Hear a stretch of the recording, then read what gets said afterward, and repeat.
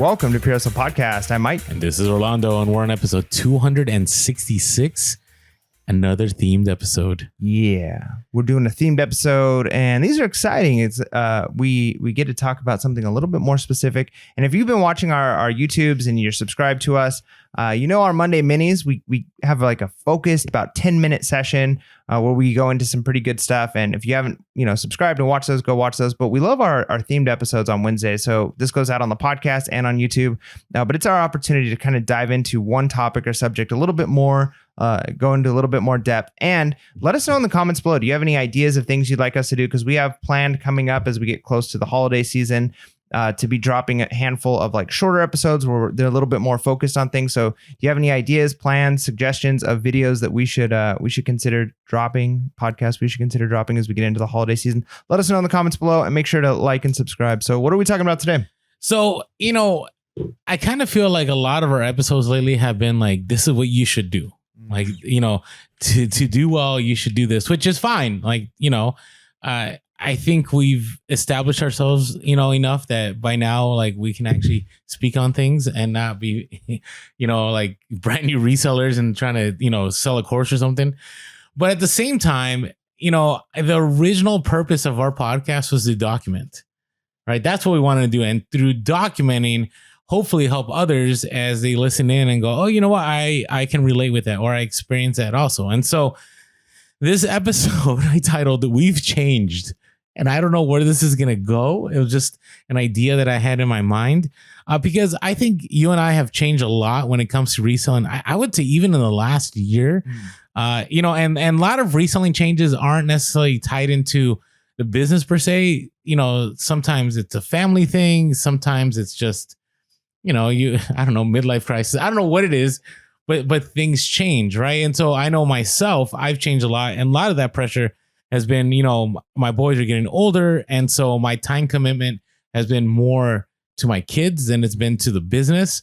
If you've noticed, even on social media, I'm not on social media like I used to be because I'm just busy with it, right? It's not that I don't care about reselling. It's just that some things have changed. And so I had to change my model of business to fit my family, right? I would say doing it the other way, changing your family to fit your business, that gets kind of sketchy, right? So I wanted to talk about how have we changed? And I want to ask Mike too, when it comes to sourcing, selling and shipping and just scaling, because I think our views of what we wanted it to be when we first started the podcast have changed. Maybe they haven't. I know you talked about empire a lot. Yeah. Right. And maybe we're still about empire.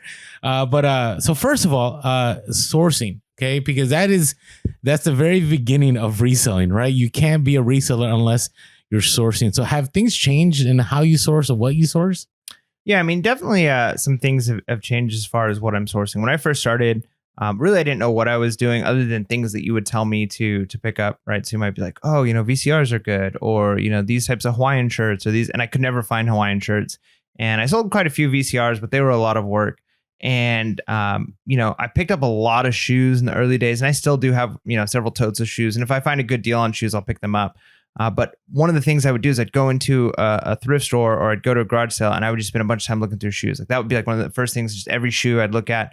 And part of one of the reasons why I shop shoes less is just it's hard to get good deals on them. Still can get them at garage sales. I was just at a like church rummage sale the other day, and I was able to pick up some Sperry topsiders for $1 each, right? And I picked up like 3 pairs. I'm like, that's not a bad deal, right? Like I could do that because I can flip those for $25, $30, no problem. But when you're at a Goodwill or you're at a Salvation Army and you're looking at those Sperry topsiders and they want $15 for them, it's like, yeah, I'm not doing that. Same thing, or a little bit different, but I don't pick up things like VCRs or as many used electronics as I did before. Because the testing process was so much. I wasn't a fan of shipping them. So I've moved a little bit more towards hard goods that I don't have to test as much. And, some clothing and things like that are a little bit easier to do as far as that goes. So my sourcing has definitely changed for, I would say, 2 main reasons. One is just the availability of items has shifted, right? It used to be easier to get shoes at a cheaper price, not so easy for me anymore. And 2, the types of items that I pick up, because I just didn't enjoy selling used electronics. I didn't enjoy, which is funny because my hustle of the week is going to be used electronic, but I still sell them, but just not to the level of every time I saw a VCR, it was like, ooh, I'm picking up a VCR. I'm a little bit more selective now, which definitely helps. What about you?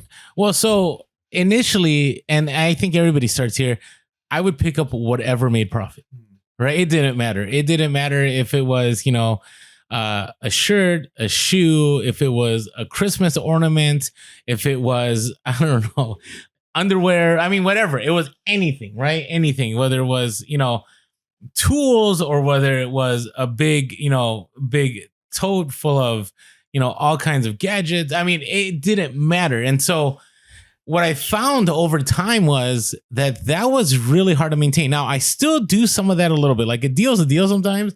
You can't pass it up. But I will say, when I source, like let's say at the thrift, there was a time when, I would look at everything and I would try to find profit. Now, I'm very big into clothing when it comes to the thrift. Like I don't really try to source anything outside of clothing at the thrift, just because I have a system down. I have a helper who takes care of all my listings.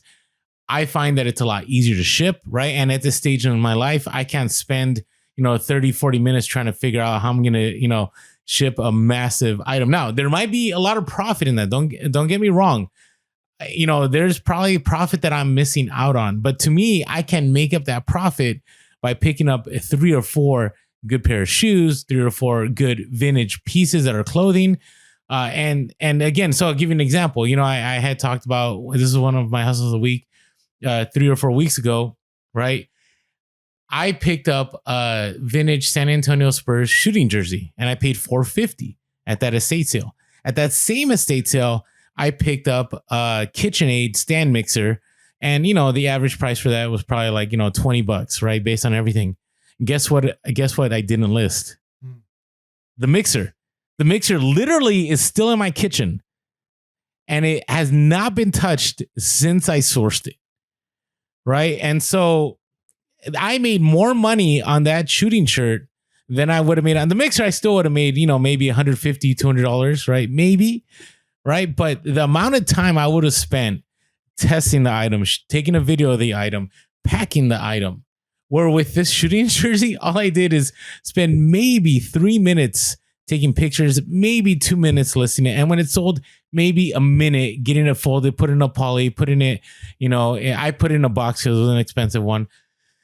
And so to me, my sourcing has definitely changed. I no longer look at just what's profitable. I look at what is going to work within the time frame that I have. Yeah, and to like me, I'm not a huge fan. I'll still do clothes occasionally, but I'm not a huge fan of listing clothes because I hate taking the pictures. I hate taking the measurements. It's so much more involved.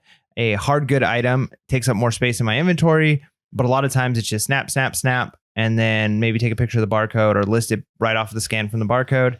And it's easy peasy, right? I don't have to worry about all the dimensions and measurements and this and that, and worry about customers saying, is it going to fit? And is it, but it's a lot easier to ship, right? Every time I sell a hard good that's pretty big, it's like, man, I got to find a box for this and I can't just shove it in a poly mailer. So there's definitely pros and cons, and you got to kind of figure out what type of sourcing works best for you.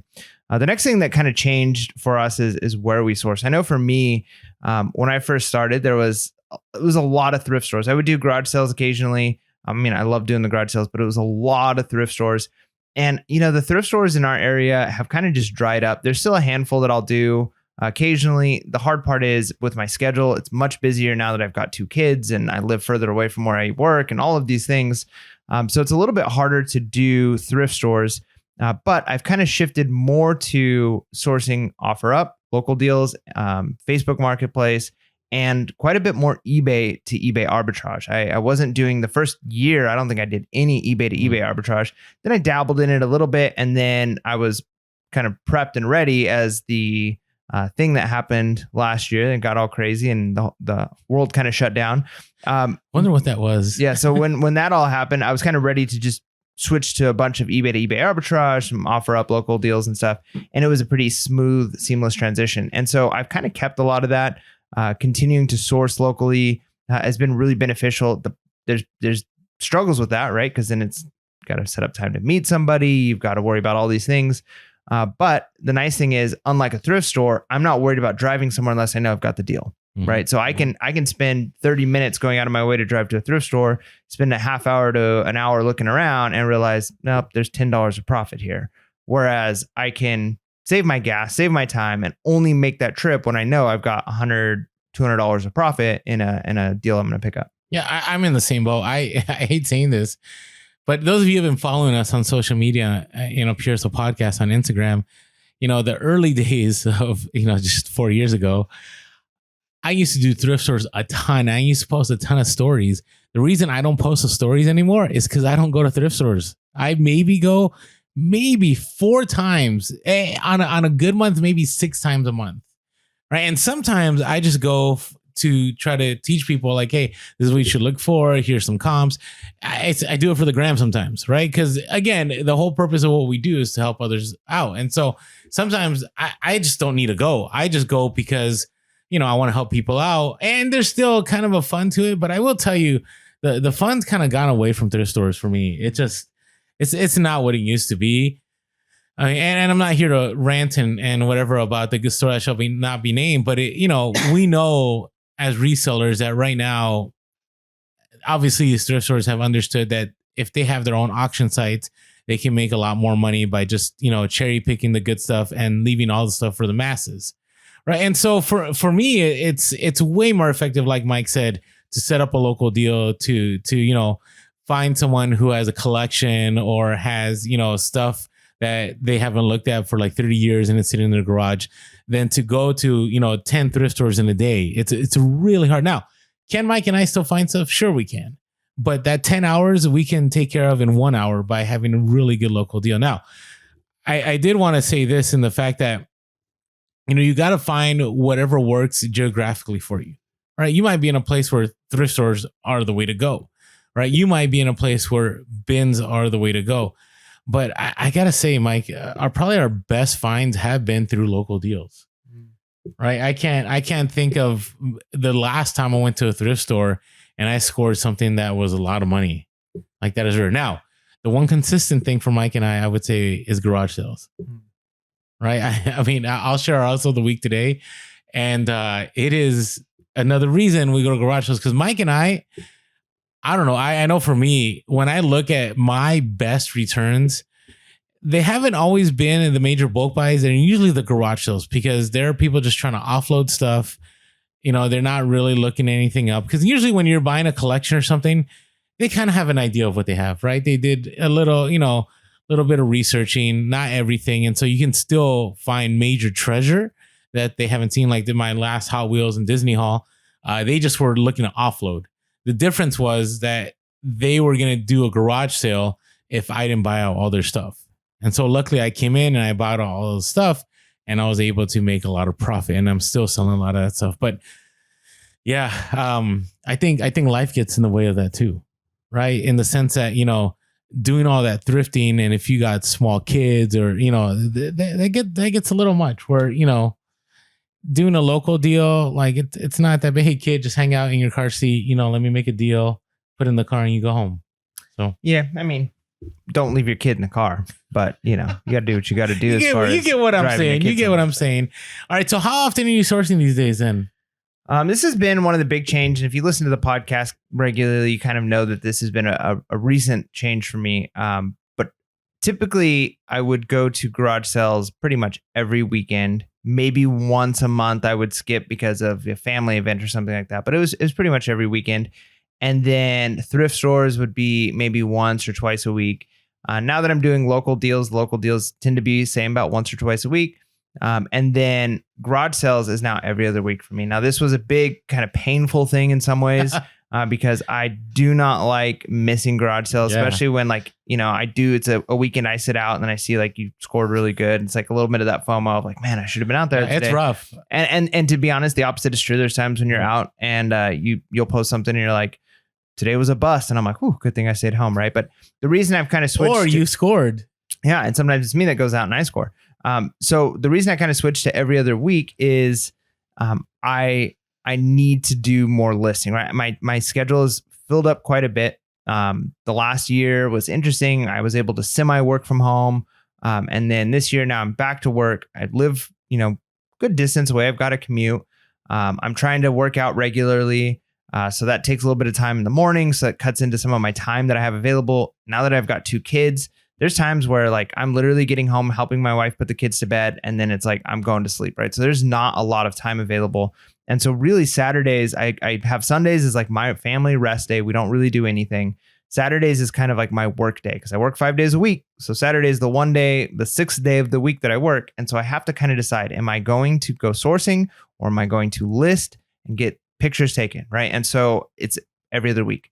I source one week, I list the next week. And sometimes I've got a good enough size death pile that I'm able to actually list more than I'm sourcing. I might source 15 items. I might list 25, 30 items, right? So that's allowing me to keep my eBay store growing, allowing me to keep money coming in.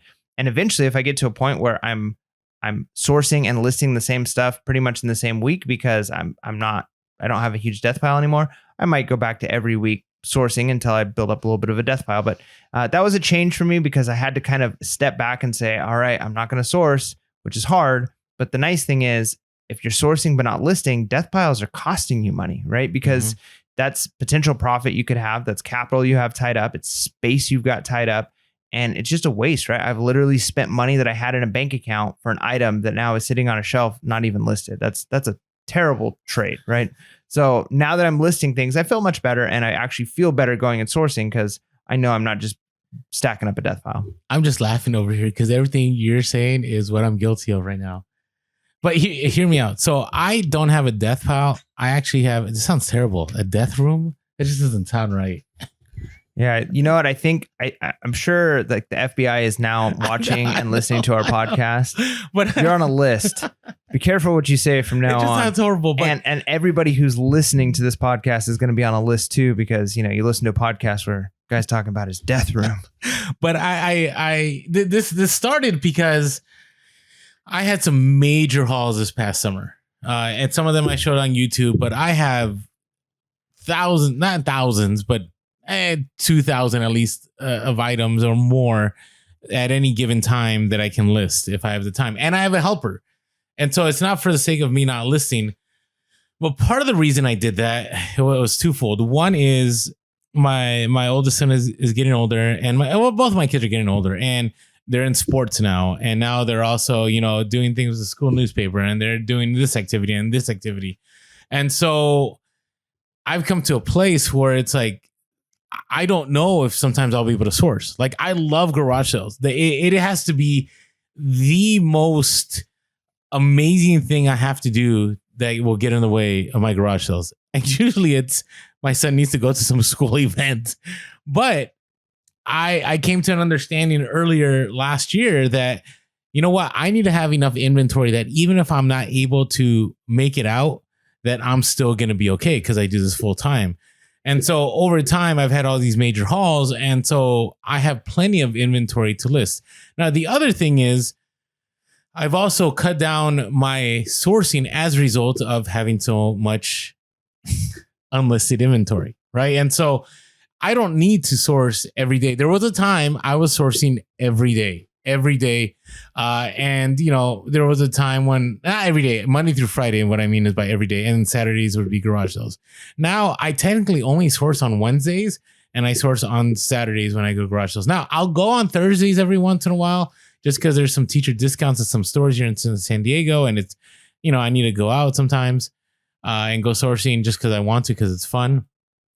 But the frequency of my sourcing definitely has changed. But I think this only came about, Mike, for both of us, is that the longer we were reselling, the more knowledge we gained, right? Because if we were brand new, like, it'd be really hard to like find like treasures in local deals, right? How do you sift through all the listings, right? How do you know what the right price is, right? And the one of the best ways is either you do research at home or you're out there at thrift stores and you're just constantly looking up items. Yeah. So basically, what you're saying is we became more efficient with our time, right? So it takes fewer hours of sourcing to get the same amount of inventory that 100%. We would get, you know, a year, 2 years ago with, you know, more time sourcing and the same amount of inventory. So yeah, there's definitely a improvement as far as that goes. I just think I would maybe argue that it'd be better to list all of your items tomorrow and not have any items unlisted than to save items so you've got in case you had to go a long period of time without listing, right? Like, I think you'd be better off having everything listed. It'd be like, I mean, I just imagine if you're like over a store it'd be better to have every shelf filled and nothing in the back than to have your shelves empty, but you keep making more orders and you're filling up more things in the back. So it's like my back's got a bunch of room, you know. I'm not suggesting what I'm doing is right. I'm just that's what I've done. But like, have you considered like saying like, all right, I'm actually not gonna source for a week and I'm just gonna get everything listed? I think you might be more profitable doing that. I've done that a couple of times. What I know is that here's the thing too, is that the stuff that I'm sourcing now, I know will just get more valuable the longer I wait to list it. It just sounds weird, right?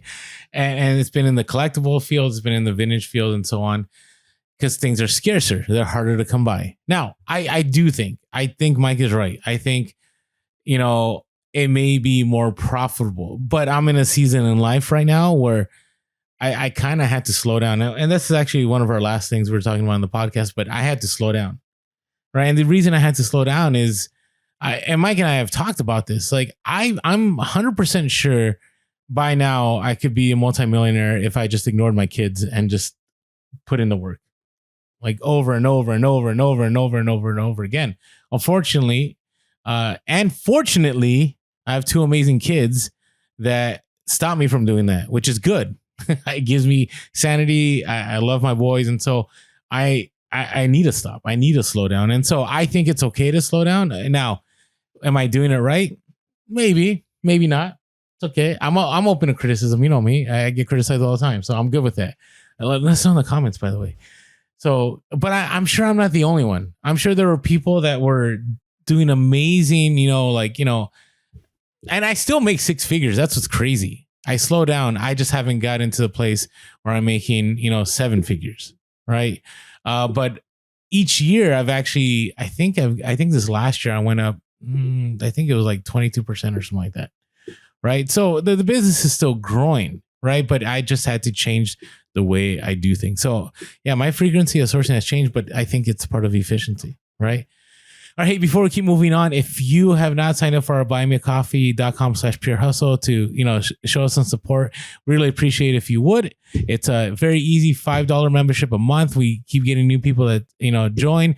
And one of the nice things we're able to do is for all our members that sign up, we're able to do a virtual meetup and just talk. At this last one that we talked about before, we gained, I think, a lot of knowledge from the group, right? I was looking to share a bunch of stuff and things to look out for. And I was able to do some of that, but there's just so much that you can gain from a community of individuals that are on the same level as you. And so it was a great time. It was a great opportunity. And so if you just want to say, hey, thank you and support us in that way, we're more than happy, to take some coffees. And so if you want to help us out, buymeacoffee.com/pure hustle. All right. Also, one of the things that I wanted to share that has changed a lot is the way I sell things. So I used to be very big on listing high, which I still am, but I would get like offended. Like if anybody gave me like a 60% offer or a 65% offer, right? Or, anything that I had, I always had to, be the highest price on things. I've kind of changed in that a little bit. I think over time, I figured out that, I can wait for that extra $10, or I can just accept the offer and cash flow that and buy more inventory that I can make more money on. Or sometimes, right? And again, this is all conspiracy, but I have found like the other day, I should have taken the offer. I had an offer on a shirt. It was $15 and the shirt was worth 30 to 40. And, I paid, I don't know, pennies on the dollar for the shirt. And so I counter offered at $24.99, and then they counter offered at $20, and then I was just like, no, and I declined it. And then after, I'm like, what am I doing? Like, this is not the Orlando of 2020. This is the Orlando of 2021. I should have just taken it, because guess what? After a day of having sales all day, the moment I declined that, I didn't have any sales for a few hours. Now, and luckily, I had a sale later on that was good, but I definitely think taking offers, having a great sell-through rate, and I've talked about this a lot, definitely plays a part and running eBay. Yeah, and I think you got to be careful not to go too far down the rabbit hole of conspiracies. I mean, I know people who like are hardcore sports fanatics, and they've got like very ritualistic things like if a team scores a touchdown, then they like do a certain thing, and if they don't, then they have to do something. And like it's like really what you're doing doesn't change anything that's happening across the country on the TV. You know what I mean, on a field. So you got to be careful because there is reality to the fact of sell-through rate is going to make a difference in your store.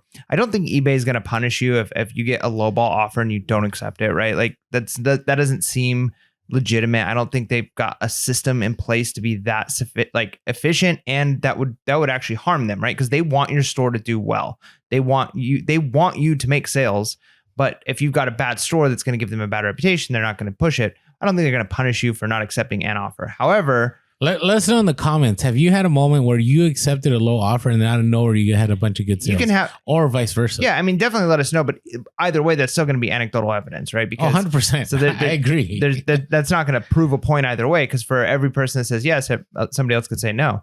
I mean, I've declined offers and had huge sales come in right after, or that thing sell for full price to another buyer, right? Mm-hmm. So you really don't know. But what we have learned, and I've kind of moved the same way as far as being willing to accept lower offers, because it comes down to a time versus money situation.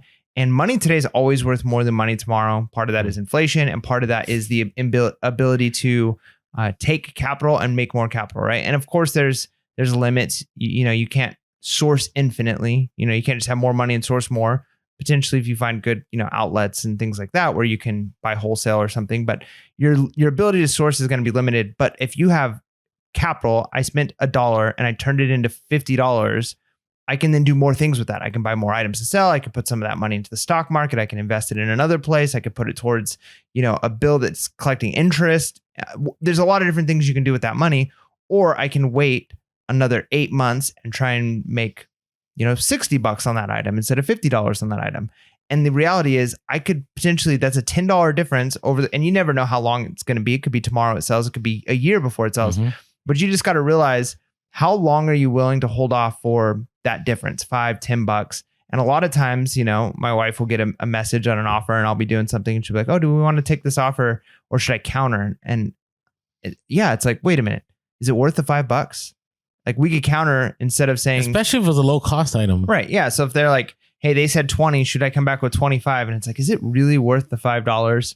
Right. Because we could lose this sale. And then, maybe it sells tomorrow for full price. That happens all the time.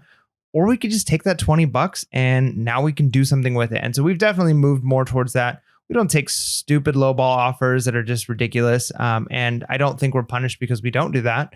But again, there's times where it's like, I picked that up for very little. It's taking up a lot of space. Sure, get it out of here. I don't care. But, I source better now. So if it's something I've sourced in the last year or two, chances are I'm not going to take a lowball offer. If it's something I picked up year one, get it out of my shed, right? Like this thing was probably a bad buy in the first place. Yeah, I will say I rarely do not accept the offer. I can see now a bunch of listeners like offering stuff in my store. I do wonder sometimes though, because sometimes after the podcast, I end up getting a bunch of lowball offers. So just throwing it out there. And if you're getting deals from me, hey, good for you. Good for you. Sometimes it's a slow day and I'll take the deal. But the bottom line is I 100% believe, and I've shared this on a previous podcast, that sell-through rate is more important than listing.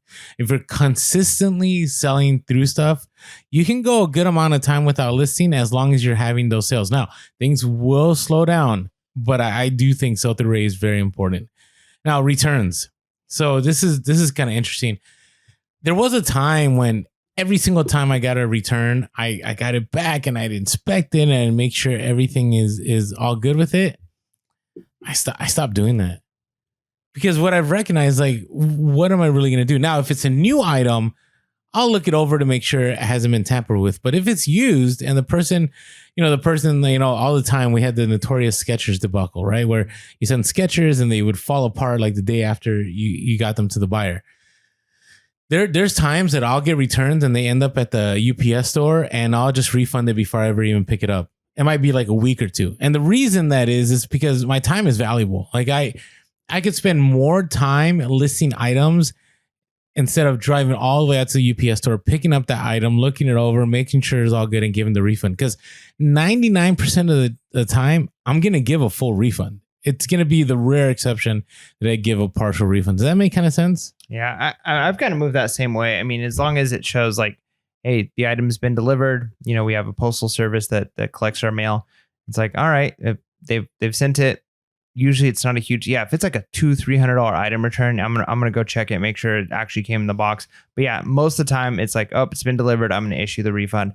And even just doing returns is kind of, I mean, it's not newer. I was within the first year that we switched to doing it, but I definitely know that when I started, I was very against doing returns. It was you bought it, your problem now type of mentality. And I just learned that my sales have gone up since accepting returns. I don't have that many. We have them occasionally, but it's not so much that it's overwhelming. And we have more seller protections through eBay because of it. So all in all, it's definitely been worth having returns. We don't do free returns because it's not necessary. And I would say, there are times we do cover the return, right? If it's something we made a mistake on or something that, I feel really bad for the buyer because it was just a really odd situation, I might cover the shipping back. But a lot of times it's, sure, send it for a return. And if they're willing to spend, the $12, $13 to send it back, no problem. And a lot of times they're not. And they'll keep the item. And if they try to do negative feedback, we just posted a video last Monday where we talked about that.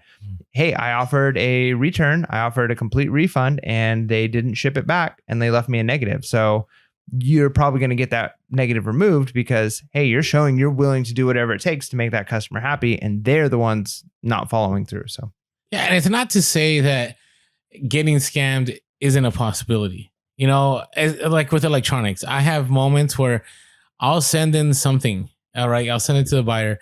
And how easy would it be for them to just do a switcheroo, right? Something that they had broke and they wanted just to scam me and they just switched it out and they sent it back to me, right? Because not everything has serial numbers. Not everything has engravings or whatever it is. I could spend that time relishing, man, this guy scammed me. I got to look it up. I got to contact eBay. I'm like, whatever. Let's move on. Like, why am I going to waste all that time for? Ultimately, I do believe that I will lose in the sense that it's going to be my word against theirs. Now, a lot of you might be upset that I say that, but I will say, if you are consistently battling, with buyers thinking that they're scamming you, then it's going to be hard for you to grow your business. You're getting caught up in the weeds, right? Your business should be selling. And every once in a while, when there is a return and that looks scammy, then maybe look into it. But to me, my experience has been it never is worth the time. It's never worth the time. So, all right. Our next thing is shipping. How's shipping changed for you? So shipping's changed for me. I was going to ask you more of how shipping's changed for you, but I would say shipping has changed for me in the fact that I don't worry as much about saving. And then this is going to be wrong. Maybe somebody will correct me about saving that buck or two. If sometimes, you put something in a box and you're like, you know what? I probably could save more money if I just instead of sending this flat rate, I could probably make more money if I just ended up sending this FedEx home delivery, or I could save some money if I do this way. For me, it's once it's packed and it's taped, even if I go and it's like I'm gonna end up losing now $2-3, I just go with it. Now, granted, you could do the multiplication. I do that 100 times and maybe I lose $300, but again, my time is valuable. And so, because there used to be a time where I would have everything packed, and if I waited, I'm like, you know what? I wonder if I could save some money if I shipped it differently. And then I would, get the utility knife out. I, cut the tape, take the item out, put it in the other box, repack it, and then I'd save that buck or two. Now it's like it's not worth that time. Yeah, that's good. I mean, that kind of goes along with. So for us, we're not so. We'll do that. We'll try and save a couple dollars here and there. Usually not to repackage something, but we're gonna find, if we ship it this way, it'll go faster. Oh, maybe we could just throw it in this box instead, or let's do a poly bag, and we were planning on doing it this way or whatever. But typically, the biggest change has been I used to collect boxes and packing supplies. I'd ask people to save their bubble wrap. I'd go collect some from trash cans of businesses that I knew, like the owner or workers, like, hey, do you guys throw away bubble wrap? Can you just throw it in a box for me and I'll pick it up? And I definitely saved a lot of money when I first started doing that, but I had more time freedom when I first started reselling than I have now. Now I buy my boxes. Right? Occasionally, like if we get stuff through Amazon and it's a good sized box, I'd say we throw away probably half our boxes. But some of the boxes are like, oh, this would fit that board game, or this would fit this thing. And so we keep those things. Some of them are just like, we already have 100 boxes this size. Not going to worry about it. But we use our eBay store coupon to get boxes. We buy boxes that we need.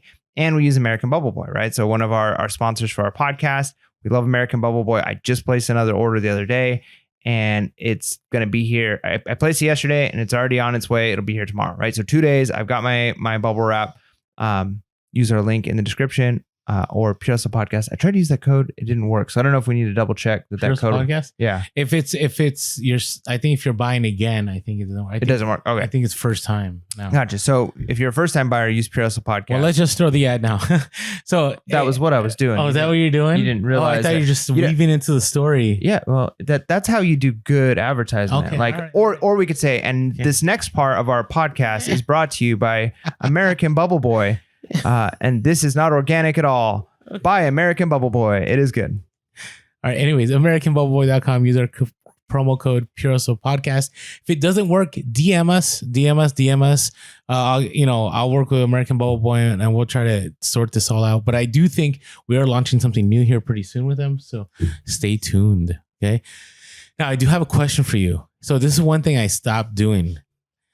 I don't use tissue paper anymore. And when I had clothing items, I would fold them nicely in tissue and then I'd put them in the bag. Did you ever do that before? No, when we or like use a nice wrapping like the Poshmark style. Yeah, we buy nice poly bags. We buy ones that have like decorations on them, and it's fine because we're not paying that much more. We buy them on Amazon, like 100 or 200 of them for 12 or $15 or whatever it is, and some of them have mangoes or lemons or flamingos or whatever, like random stuff. And we get a lot of comments that people are like, such great packaging, love the packaging, and so. It's one of those things where I'm probably not going to ship out like a Harley jacket and a flamingo thing, but we've got them, you know what I mean? So there's a lot of things that we sell and we just throw it in those. Even things like video games, sometimes we'll throw in like the lemon bag because it's like, why not? And the nice thing too is it makes it easy. Like when we are dropping stuff off at a place, like we can see like, oh, they've got our packages in the back, and I don't know, it's just kind of cool. And we've seen other people use similar packaging, but yeah, we don't do tissue paper. When we were doing Poshmark, we were a little bit more like, put a thank you card in there, that type of stuff. But we've kind of moved away from that. Yeah, I would recommend moving away from thank you cards. I mean, the other day I've been doing a lot of arbitrage on eBay, and man, people are like writing nice notes to me. You know where those notes go? They go in the trash. Yeah, but again, if you've got a niche store, it's very worthwhile, right? Like if you're a store that sells like handmade or collectible items and like you've got a ton of them and that's what you sell, it's definitely worth like putting something in there of like, here's my business card, here's a 10% off coupon. No, not maybe. That's absolutely good marketing. You can't say no because that companies spend millions of dollars in marketing, and that's something that companies like Amazon and Walmart and these things do. Is they will put in with their product or board games, right? Like there's inserts in the board games. Like here's other board games we have. Here's a 10% off coupon. They do that because it's valuable. They wouldn't spend the money. Have you used those before? Well, I don't have that kind of a store. Okay. Right? Like if I had a store, what I'm saying is like if my store was like knives, I collectible knives, and I had thousands of collectible knives and I sell them, chances are people who are buying those are going to be people who are buying those, and I want them coming to my store, not other stores. Right. Yeah. So, see, I'm more of the argument of the buyer knows your store. Like if they bought from you and they're a collector, they've already perused your store and they're going to follow your store. Not like necessarily. They know what you have. I mean, like when I, for instance, I buy like certain cards, like when I was into Magic the Gathering, I'm looking up a card, right? And it's like, oh, this store has a good price on the card. I'm buying the card. And then when I get the card, and then inside the thing is like, here's all their information on their store. Here's their prices. This is days they have sales. Boom, I'm going back to that store and I'm like, oh, sweet. Like I didn't even know I needed this stuff, but they got good deals on it. Like I've definitely been driven back to stores because of those. All right. So let us know in the comments. I personally and you know me, I use business cards all the time when I go, garage sales or make local deals. But are you someone that thinks it's not worth it putting cards? Is Orlando just crazy, or is it worth it to you? Again, and what I'm saying though is it's dependent on your store. Like I'm not going to do it for my store because I don't have I'm not in a niche that's like, I'm trying to capitalize a market. But if you're in a niche, if you are the person who sells, Mickey Mouse clothes, like that's all you source and you've got thousands of Mickey Mouse, it probably is worth it for you. You could be right. I'm not saying you're wrong, but it all depends on what works for you. But I'm interested in what people say. So I love when Orlando uses the "you could be right" after our discussions on Never Split the Difference. Yeah, the book. Yeah. So those of you that are OGs of the podcast, you know what we're talking about. That's his way of saying, "Shut up, I disagree with you." No, you could be right. I know. I 100%. I'm willing to say I could be wrong. I could be losing thousands of dollars because I'm not putting thank you cards in my packages. I could. And I'm not saying thank you cards per se, but I'm just saying like some kind of, that's the reason why they're doing those like eBay coupons, right? Like it's the same thing. Like if you were to put something where it's like, hey, return, or maybe you sell stuff off site, right? Like maybe you have an eBay store, collectible stuff, and you've got your own website where you can collect things without the eBay fees. And you're driving people to your direct website as opposed to going. See, to but eBay. I'm the other way. Like, there's two options with the coupons on eBay. It's one is you can like print it out and put it in the package, or the other option is you can message them. Right. Usually, whenever I use coupons online, I go to my inbox. I don't go to my stack of like papers. Right. All that ends up being trash because I'm like, I don't even know what this is. Why do I have this here? I throw it away. But it's something in my inbox, and I'm like, you know what? I got a coupon for Round Table Pizza. I'm going to go check and I'll search it and I'll find it. I'll use it. But if it's like the other day, I went to go eat my kids at Round Table and I'm like, oh crap, where's that coupon? What did I do? I didn't drive back home and grab that coupon. I Googled and I found the coupon code and that's what I end up using. So anyways, let us know your thoughts. All right. Hey, before we move on to one of our favorite segments on Pure Hustle Podcast, wanted to talk a little bit about finding us on social media. We are Pure Hustle Podcast on Instagram, Facebook, and or is it Meta now? No, it's Facebook. So what is Meta? Well, that's like, we don't call Google Alphabet Company, right? Like Meta is the new name of the company, but it's still Facebook and Instagram, right? Like We're not going to change. It's silly. I think it's silly they changed their name, but they're trying to rebrand. They got a lot of bad press. Right. But it's still like Google is technically Alphabet Company, right? Is it really? Yeah. If you were to buy Google on, I'm pretty sure, I could be wrong on that, but I'm like 90% sure that if you were to buy Google stock, it's like Alphabet is the name of the company. Yeah. And so same thing with like Facebook. If you bought Facebook, you're buying Facebook and Instagram. And so they're changing their like parent company name, but it's still Facebook. Yeah, it is. It's Alphabet Class A or Class C or whatever. Yeah. Okay. So nobody says like, go check us on Alphabet Cloud. You know what I mean? Like, it's like, that's just the name of the company. So Google is, so it's Facebook. You can find us on Facebook. We're there. This is what we're saying. I know this was really meta that we were talking about like the intricate workings of social media. But Facebook, we're there. All right. You can also find us on Twitter and Clubhouse. You're Pure Hustle Cast. Hey, by the way, if you hadn't chance yet and you're listening to the podcast, check us out on YouTube. We're actually dropping more content. We're doing the YouTube Shorts. Let us know your thoughts on YouTube Shorts. I know, if you're feeling spammed, we understand we are spamming on purpose. But, we're trying to just do very short videos to help people out. Just quick info, try to keep it 40 seconds. Sometimes they end up going 60. But check us out. Make sure to subscribe to us on YouTube, hit that bell notification, and on this podcast, make sure to hit that like button. And as always, you can give us a call, 619-738-1170. That's 619-738-1170. Or shoot us an email at purehustlepodcast@gmail.com. That's purehustlepodcast@gmail.com. And as always, we are grateful for the iTunes reviews. We always end up getting amazing reviews. I'm going to look and see, have we moved? I think last time we were at 517. We are the most reviewed reselling podcast, but have we moved up from 5? Oh, we're still there. Oh, it's slowed down. What has our quality gone down? No. So, when it comes down to it, like this is a blessing in disguise. But look, we have why is it still the same, but we have a new written review? Who knows? How does that happen? We got to read these. All right. There's two good ones here. Okay. Hi, buddies. So if you've been listening to podcasts, Nice. I can't stand hi, buddies. So why is that 517 and we have all these new ones? Who knows? Maybe the numbers just didn't catch up. Okay. Sometimes that happens. Now you take 100. Thanks, buddy. LOL. Thank you, Steve. Snipe is the person who wrote this. LOL. All jokes aside, this podcast is the real deal. A new listener catching up on older episodes. Tons of valuable information given honestly and in an entertaining way. Well, thank you. And we really appreciate all the comments on our one about the reselling influencers are lying to you episode. I kind of hesitated putting that one out there, and Mike and I talked about it. I mean, and we had to keep it real, and I think it resonated with a lot of you guys. So really appreciate the comments that you guys put on there. It encourages us. All right, this next one is from Keijori. So Kijori. Said, great show. Like Rick Ross, Mike and Orlando are always hustling. Everybody. All right. No, it's everybody. Every day I be hustling. All right. I've been selling on eBay since 2000. I still learn at least one thing listening to each podcast. That means a lot to me because I always wonder, like, if you're a longtime reseller and you catch this podcast, like, are you gaining value from what we're sharing? Or are you kind of just going like, guys, I need to be on the podcast.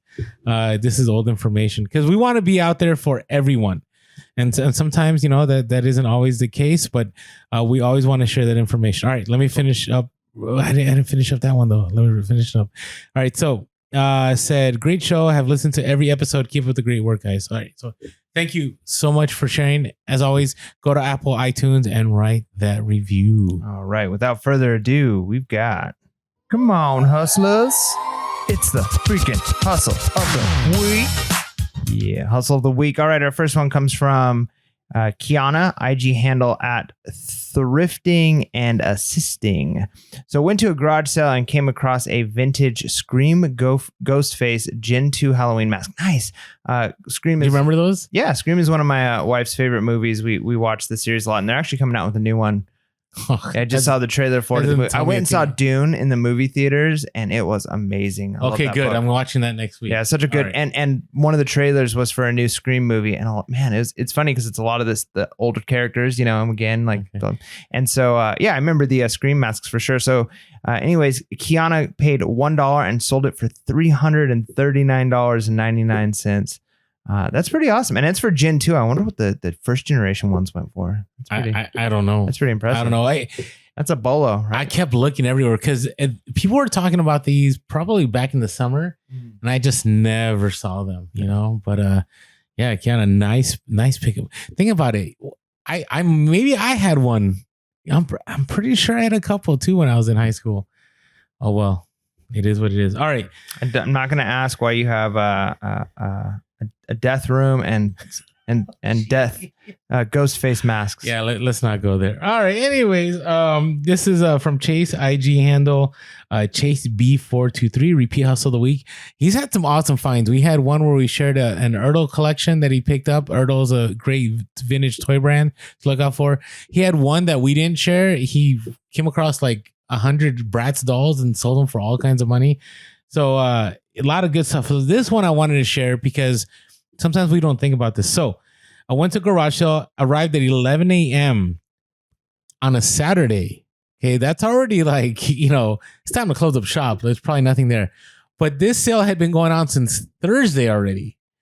Do you ever go to garage sales that start like on a Thursday or Friday, and then, do you end up there on a Saturday? I work, man. Okay, no, but do you go, like when you look it up, do you go on that Saturday knowing that's already been happening for 2 days? No, usually not. Yeah, I usually pass on those. So I was like, this is interesting. So went there, found a bunch of games. All right, so the games in this, and they were in a Ziploc bag. At the bottom of a box was a bunch of empty CD cases. Like this is just, that's sometimes a treasure. Sometimes you got to dig, man. You got to dig. So paid $10 for the bag of games. Here's what he found and sold. He found the GameCube Mario Kart Double Dash, and it sold for $64.99. It's already in the profit. Found the Luigi's Mansion, sold for $44.99. More profit. Also in there, Billy Hatcher and the Giant Egg. Have you ever heard of that game? $64.99. And by the way, I want to bring out that these are all discs. They're not in the case. These are just discs. This is how hot the video game market is. Because back in the day, Billy Hatcher and the Giant Egg, what? Oh, all right. And the biggest sale out of all the discs that he picked up, he saw some other ones, was a Pokemon XD Gale of Darkness for $124.99. Nice. That is nice work there, Chase. I miss my GameCube. Those are that was probably one of my favorite consoles, was my GameCube, and I pretty much just gave it away. And now that I look back at the prices of it, I'm like, oh my goodness. Yeah, my story is kind of so. My first year of marriage, my my spouse at that time bought me a GameCube. And I said, I care more about you and the kids. So we're going to return this. And I returned it and I never looked back. I shouldn't have returned it. That's what I get for virtue signaling. Wow. All right. Yeah, well, I mean, if it legitimately was going to come in the way of you and your family, I mean, you made a good choice. Yeah, I don't know. So you're saying you said that just to impress her? Wasn't. It's possible. Yeah, it's I might have possible. lost a little bit of respect for you right there. Hey, I don't know why I said what I said. I mean, it is what it is. So, all right, Mike. Let's go to your next hustle of the week. All right, so hustle comes from KVN, IG handle at NT-KVN. So came across a bunch of sealed and unsealed VHS at the thrift. Paid $2.99 for a 1990 new and sealed copy of the VHS Back to the Future 2. Listed on eBay and sold within 24 hours for $299.99 plus free shipping. That's such a good thing. I mean, VHS is something I like totally overlook most of the time, but I could see why new and sealed would be like a collector's thing. Like there's probably a million VHS of Back to the Future and Back to the Future 2 that you can see at thrift stores, garage sales. But the fact that this was sealed, that makes it a pretty unique thing. Like people who are collectors are going to want a sealed version of it. So I never even really thought to look for sealed. The market VHS. is crazy. In the last 2 months, the market has blown up on VHS. Interesting. That makes me sad because we used to see them a lot. Yeah. And now you don't see them as much. And probably that's it, the scarcity. Yep.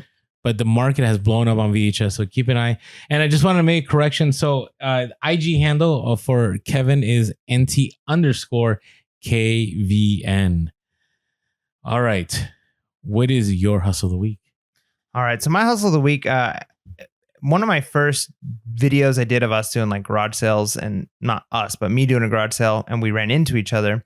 I picked up a Bose like speaker system, and it was a really cool speaker system that I picked up. And I think I paid $5 for it, and I sold it for $75 plus shipping, and it didn't even have a remote. So from $5, and it was a clock. So it was just it was the clock speaker, probably fit in a pretty medium-sized box. And overall, walked away with $75 plus shipping from a $5 purchase. And it sat for like probably a good 4 to 5 months. So I was definitely happy with that sell. Yep. So that was my my hustle of the week. What about you? What was your hustle of the week? Okay. So this one it's just one of those where it's like, I need to go to every single garage sale for the rest of my life because you never know what you're going to find. So I shared this with you after it happened, but what ended up happening is I went to a garage sale and it was around like 10 a.m. It was later in the day. And there was a whole bunch of multimedia stuff. There was a bunch of sealed VHS, a bunch of, older like cassette recorders and all this stuff. And there was this device. I shared this on the podcast previously. I think it was on the podcast or maybe on Instagram. I can't remember. But there's a device and it said $40. And so I was like, I'm not going to get that. $40 like a vintage piece. And so, the lady came to me and she said, hey, you should definitely check that out. It's a pretty cool thing. You can convert videos from VHS to digital format and you can like edit it and so on. Something like that effect. I don't know if exactly that's all it did. And so I was like, all right, fine. And luckily I pulled out my phone and I researched it, because when I researched it, I found out that it was good money. Now I picked it up and, in this episode, I had mentioned how I have a ton of items I haven't listed. So this sat around. When did I show you this item? I don't remember. It was like 3 weeks ago, maybe a month ago. And I didn't do anything with it. So last week I finally got around to it and I listed it. And it sold within 16 hours. So I picked up a Sony GV-D800. Okay, and it's like a clamshell thing where it does high 8 videos. So you're converting VHS to high 8, and then you could edit it within the device. And when you average the cost of everything I paid for the Sony GV-D800, I paid $5, and it sold within, I want to say 12, 16 hours for $937 plus ship. So you talked him down from $40 to $5 when you knew you can get this kind of money? That's I know. Intense, man. I know. No, it's you average it out. Oh, okay. Right. So based on everything that I had on there, it was probably like a $5 cost. Now, gotcha. She probably was like 20. I think she said like $20 or $30. But man, I bought so much stuff Like I already was in the profit within 24 hours. I sold, it was like a cassette cleaner. I sold like a few DV tapes and everything. I paid $65 for the whole lot. Nice. So even let's say I paid $65 for it, I still sold it for $900 something dollars. Yeah, no, that's a crazy. I'm a little jelly, man. I'd love to. I don't think I've had a single sell. I've had sells that are like 400, 450, but that's close to 1,000, man. That's a good. I aimed high too. I had it listed for $1,250 because I had the box, and then I had a sale put on it, and then I sent an offer. Nice. You know what? It hurts a little bit though. I have 2 manuals for this device. So was there another one there that got picked up before I showed up? I'll never know. Never know. But I'm going to sell the manual. Sell the manual, yeah. There you go. So Good to go. that is my hustle week. So thank you everyone that allowed us to share. Kiana, Chase, and Kevin. All right. Before we move on to our next section, I need to talk a little bit about Skull Shaver. So again, Skull Shaver, amazing tool. If you don't know what it is, we need to bring it out on the podcast again. It's been a minute. I think people know what a skull shaver is. I don't know if we have to show it. Yeah. I know, like we should just start shaving in the middle of the podcast. Weird. Just weird. It's weird, man. Yeah, I mean, everything I've done in this episode has been deemed weird. I don't think people want to see our bathing habits. I mean, we could talk about them, but I didn't see like a shower edit. Yeah, but I mean, it's just the same. Like, I don't want to see someone brush their teeth or shave their head, but it's a great product to shave your head with. So if you're doing that, you're gonna want to get a skull shaver. All right. So in case you want to get a skull shaver, go to skullshaver.com. Use our promo code PURE to get that discount. Help us out, help you out. And it's a great product to shave your head. Yeah. All right. Hey, so this last part, scaling. Okay. How have we changed in scaling? So again, if you remember our first 2 years of Pure Hustle podcast, man, I was out there every day. Now I will be out there this Q4 every day for a long time. But I mean, I was out there every day. And so, there was a point in time where I wanted to be, a 7-figure seller within 2 years. I wanted to, I do have a decent sized place. It's not, a mansion or anything close to that, but it's a lot bigger. So yeah, have I been able to scale? Yeah, I've been able to scale, but I kind of toned things down. And we shared already previously in the podcast how I had toned things down because just life. Right now, I will encourage you if you are, late teens, early 20s, even 30s, 40s, whatever it is, and you don't have a significant other, or maybe you do. Maybe you and that person can tag team it and scale like there's no tomorrow.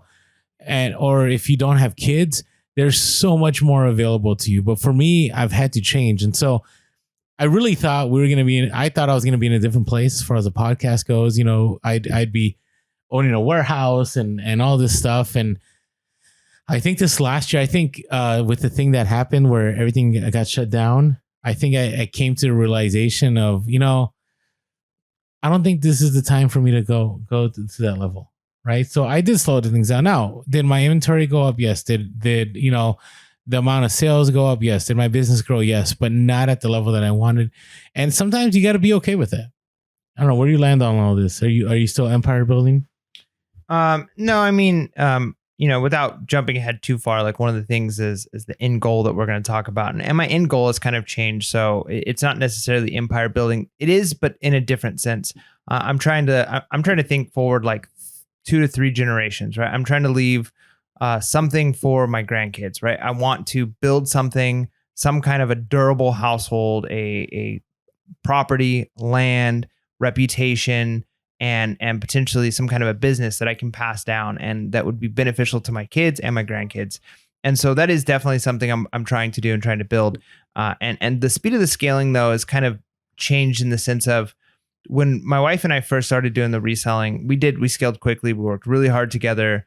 I think when we first started, I don't know if my son was born yet or he was just born. So he was little and it was kind of easy for us, throw him in his swing and then us get stuff done. But now we're a little bit busier, and the nice thing is the scaling we did, it's easier to maintain that level than it was to get to that level. So we had to bust our tails to get to the level where we were, bringing in consistently $600 to $800 a month, right? Like maybe that's not a lot for certain people, but like that was like, okay, like how much do we need to make to pay our bills with you staying home? And so it was like, okay, this is what we need. And so it took a while to scale to that point. But once we got there, we realized with maybe a quarter of the energy it took to get there, we can maintain that. We can source, we can keep listing, we can keep, because we've got enough backlog, we've got the inventory, we've got the systems down, we're more efficient. And so if we were to bust our tails again for another 6-7 months, we could probably double what we're making. And it would be a little bit, more to maintain than we're currently maintaining now. But we just don't have the time or the freedom to do that now. We do have plans to do that eventually. That's just not where we're at right now in our stage of life. But, in the next 5 years, we'll probably go through another growth spurt like that, where it's like, all right, let's double our store. Let's double what we're doing. But we're just not there. So we worked really hard. We got to a place we're maintaining. And I suggest everybody do that unless you do have this desire of like, I just want to be a millionaire, which then again, you probably are going to find better ways to spend some of your profit from reselling to make more money, right? You're probably better off investing in the stock market or in real estate or in other things, Crypto. right? Like not saying what you should do, but there's other ways, starting another business, investing in a business, being an angel. Like there's other ways you can make your money work for you. Did you say be an angel? Angel investor. I know what you're doing. So those are things you can definitely do. But you might be at a place where you just say, you know what? I need to make an extra $400 a month. I need to make an extra $1,000 a month. And you got to figure out how long it's going to take you to get there. And you might have to bust your tail to get there. But the nice thing is, once you're there, you don't have to keep up that level of intensity. It's like starting a car. Like when you're driving a car, you really got to get the gas to get push it down to get it going. But once you get up to speed, you can kind of let off a little bit and it kind of maintains, right? You can kind of coast a little bit because you're not trying to get up to that speed. You're just maintaining it. It doesn't take as much. So that's kind of the way it is with reselling. It takes a lot of effort, a lot of energy. It's like pushing down the gas pedal to the floor in order to get up to speed. But once you're there, you can kind of go into eco mode, coast a little bit, and you'll be okay. No, agreed. And part of the reason that I've changed too is I've changed my process of scaling. So initially, when I first started the podcast with you, Mike, I was all about Amazon. Like I 70% of my income came from Amazon. That's when Toys R Us was liquidating. I was buying a bunch of stuff, sending it off. And I was doing a lot of heavy Amazon the first 2 years. But then after time, I began to develop a taste for vintage clothing and vintage collectibles. And so now I'm more of I want to source what I enjoy sourcing. Right. So, I still like finding Harley gear, which is a lot of vintage pieces. I like finding vintage sports where I like finding a lot of the stuff that I grew up with in the 90s. And so I've kind of shifted to, and this is the original point I was making, that I'm not looking for everything that's profitable. I'm looking for everything that's profitable that I enjoy. Right. Because I will say, I think I would have burned out had I kept doing Amazon at the level I was doing it. I'm always ready to burn out at the end of Q4. Now, I do get a little sad. There's a part of me that dies inside once Q4 is over, because I got to tell you, the adrenaline rush and the dopamine, it's amazing. It is amazing. But all good things have to come to an end eventually. And so the other 9 months of the year where I'm not hitting Q4 hard through Amazon, I want to do something that I enjoy, that's sustainable, that will bring in good profits. And so I've really switched it up to more finding vintage, clothing. And when I mean vintage clothing, I don't mean 50s, 60s. I'm looking at more of what was trending in the 80s, what was trending in the 90s, stuff that people all get nostalgic about, those kind of items, even up to the 2000s now. And so I'm trying to acquire some of those collections because I enjoy, I've shared this before. My latest haul with Hot Wheels has been mind changing for me, because I have learned so much what to look for, what not look for. And there's some things now that I'm like, I know it sounds terrible. I don't know if I want to sell it. Right. I came across some stuff that was, there was only 30 made. And I'm like, do I really want to throw that out there? So I'm gonna end up on American Pickers one day. Yeah, or hoarders. We're gonna have an intervention for Orlando. I think it's really important that he learns to sell his stuff. Okay. All right, let's talk about end goal. All right, so talk to me about how your end goals changed a little bit. Yeah, it's changed in the sense, even the purpose of the podcast. Of course, I wanted to learn about reselling when we started, but as the years have gone, I've become more and more focused on the importance of family, and everybody's different. You may not have a family, right? You might be your family, you might be your future family, right? You haven't met your family yet, who knows? But to me, family, having a family community and being able to support yourself, right? Because we know, given the last couple of years, times aren't always certain. Anything can happen. Like maybe it's just toilet paper that you're short on, or maybe it's food and water, right? Like I'm kind of like Ron Swanson in the sense, like I live off the grid. I'm completely self-sufficient. We've got a well, we get solar, all of those things. And eventually we want to move back to a house. It's not like we're planning on living this way forever, but we're doing this because we're literally trying everything that we can do in order to set ourselves up so that my wife can stay home, so that we can raise our family, and so that we have financial freedom, that I'm not held completely at the mercy of whatever happens around me, right? I want to have a little bit of control in my life, and I want to be able to support and have a durable household. I think that's kind of the term. So before it was like empire, but like I think empire has the idea of like, I want to become a multimillionaire and I want to have these cars and these Lambos and all this stuff. Whereas instead, I want to have a durable household that is going to be last for multi-generations, right? That our household, like we have friends who, they have multiple generations living on one property, and they've got a lot of property. And it's like, that is like the goal. Like I'd love for something like that. I'd love to be able to see that I have started a business. I've created something that I can pass down to my kids, that I can leave them houses, that I can leave them property, and I can watch our family stick together and build something that's going to last, and that we're not reliant on, daddy's company cut some hours, now I can't feed you, right? So I think that reselling has done that, and I'm so passionate about teaching other people that they can do that. And so that's one of the things I love about the podcast is I can tell people like, hey, you don't have to go full time. You don't have to make six figures reselling. You can. Orlando's proved that you can do that, even going to garage sales and thrift stores and Walmarts and Targets. But you can also, get enough money that you're paying off some bills, you're paying off some debt, you're freeing up some money. That's why we did the level up reviews, learning how to be financially wise. Maybe you can, instead of doing childcare, you can have a spouse stay home, or there's a lot of different things, and everybody's going to have different goals. But to show that you have the power to do that, and reselling is a tool that you can use, is pretty awesome. So my scaling and all of our focus has been on that. And as long as we're meeting those goals, we're happy. Yeah. And so my end goal has kind of changed. I thought I'd be reselling for a long time, and I still plan on reselling. I don't know when that's going to, I don't think it'll ever go away. And the full time, I don't know when that's going to go away, but I have switched things up a little bit in the sense that I've actually considered, I had talked about how being a reseller had opened up my eyes to so many more opportunities, right? Before reselling, I never invested in the stock market. I never invested in crypto. I never even thought about real estate. Like that just wasn't on my horizon. It's just because growing up, it always had been like, get a good job, move up the ladder, and you'll be good. Right. And then I got, I ended up walking away when I was, 2 rungs from the top of the ladder. And I think it was good because, at that point in time, I probably would just been stuck there and I wouldn't have had all the potential possibilities I have now. And so I'm looking more about finding different streams of income. I had mentioned before with crypto, and that's been up and down. I need to be a hodler instead of a trader. I'm not too good of a trader. I've lost a lot of money, but at the same time, it's also opened up my possibility. And the fact of, hey, it's great to have investments that, like, if I ever need to dip a little bit into investments to turn that money into something else. We had read Rich Dad Poor Dad by Robert Kiyosaki, and that changed everything for me.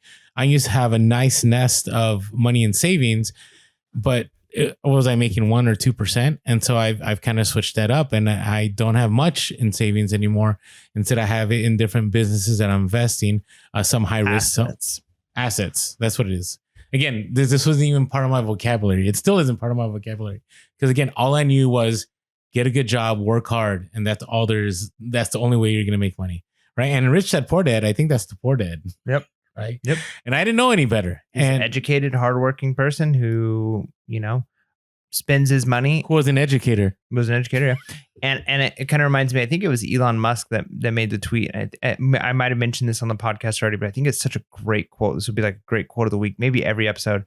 If you have a Netflix subscription, if you can afford a $19.99 a month Netflix subscription, but you're not able to buy $19.99 of Netflix stock every month, you're the reason you're poor, right? And it's like, how many of us consume instead of saying, you know what, instead of having a liability of a Netflix subscription, I'm just going to put that money and I'm going to buy Netflix stock every single month. And if you've been doing that since the beginning of getting a Netflix subscription, you'd have a lot of money right now, right? And that idea has kind of changed. And reading these books and reselling has kind of helped us to change our perspective on those things and help us to have a more financially literate and focused mindset on what it is we're trying to do. No, agreed. And again, it's this idea of reselling, right? Has to be what works for you. Has to be what works for your family, your stage in life, ultimately your end goal. And so it's changed for Mike and I. And we're still going to be reselling. The podcast is still on, but our focus has changed a little bit, and I think that's fine. And so I encourage all of you that are listening, take a time of reflection and think about the last, year or month, wherever you've been reselling. Go, okay, have things shifted, whether it be from how you source, how you sell, how you ship, how do you deal with scaling, to just what is your end goal?